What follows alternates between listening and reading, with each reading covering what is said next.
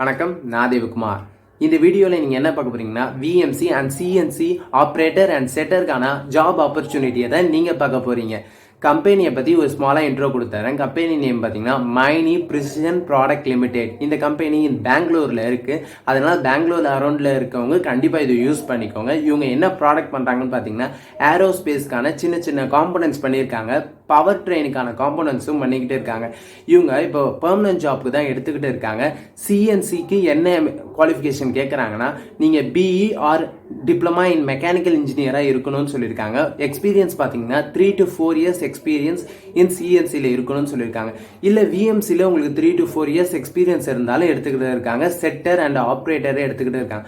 Minimum vacancy எவ்வளோ சொல்லியிருக்காங்கன்னா 25 numbers சொல்லியிருக்காங்க. அதனால உங்களுக்கு வேலை கிடைக்கிறதுக்கு நிறைய வாய்ப்பு இருக்குது. அதனால ஃபஸ்ட்டே உங்களோட ரெஸ்யூமை அவங்களோட மெயில் ஐடிக்கு அனுப்பிடுங்க.